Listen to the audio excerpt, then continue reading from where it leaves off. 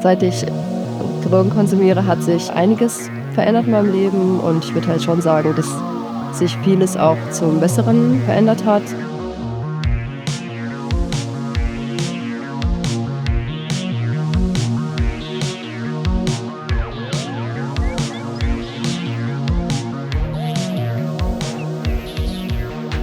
Hi, ich bin Lina, ich bin 32 Jahre alt, bin Psychologin und ja, kläre seit ein paar Jahren immer wieder online und offline über Drogen auf und über Konsum und konsumiere auch selber Substanzen. Richtig in Kontakt gekommen bin ich, als ich 21 war und in Köln studiert habe. Da hat mir eine Freundin davon erzählt, dass sie Ecstasy genommen hat. Da habe ich mich dann halt damit auseinandergesetzt und mich informiert und dann auch das erste Mal mit ihr etwas genommen.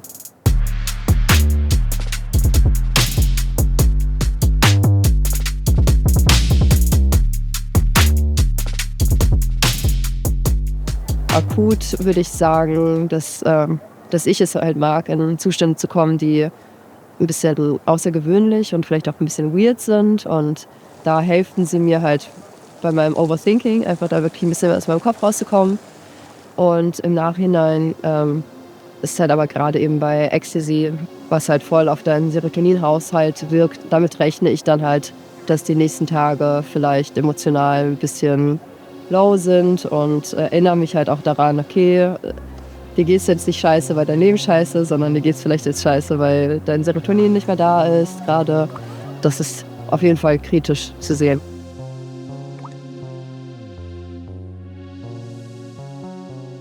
Es gibt halt verschiedene Substanzen, manche, die verengen das Bewusstsein, so wie Alkohol. Eben, das ist eben gut in Situationen, in denen man vielleicht sonst irgendwie überfordert wäre oder überreizt. Mich interessieren meistens schon eher die erweiternden Substanzen, wie Psychedelika oder auch Gras. Auch Ecstasy würde ich dazu zählen. Und ja, die verändern teilweise eben die Optik. Und ich würde nicht sagen, dass sie irgendwas zeigen, was nicht da ist, sondern sie zeigen das, was da ist, was wir sonst aber halt rausfiltern.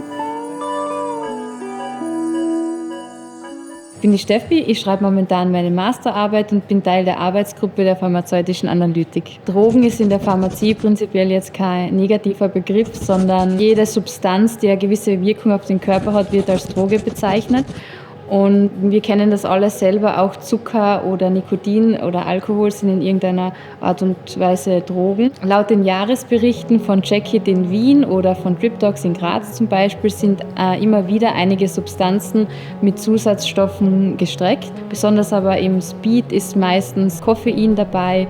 In Ecstasy-Tabletten geht es eher um die Konzentration des MDMAs in der Tablette und meist weniger um Streckstoffe.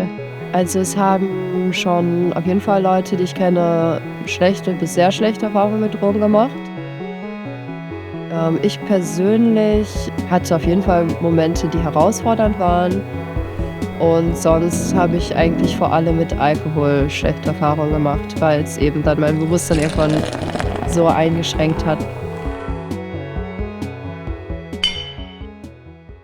Das Ziel vom Drug-Checking ist eine Harm Reduction, also eine Risikominimierung für potenzielle Konsumenten, die meistens eben nicht wissen, welche Substanz sie konsumieren oder in welcher Konzentration diese konsumiert wird. Also beim Drug-Checking kommt der Konsument eben mit seiner Substanz, die er gerne analysieren würde, in eine Einrichtung, in der dann ein kleiner Teil am nächsten Tag dann ins Labor gebracht wird. Dort wird es dann mit Gaschromatographie und Massenspektrometrie analysiert.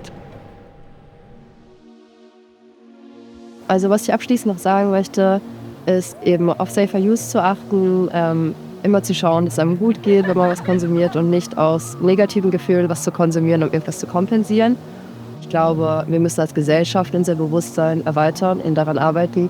Und dafür brauchen wir keine Drogen. Es gibt auch andere Methoden. Genau, danke euch.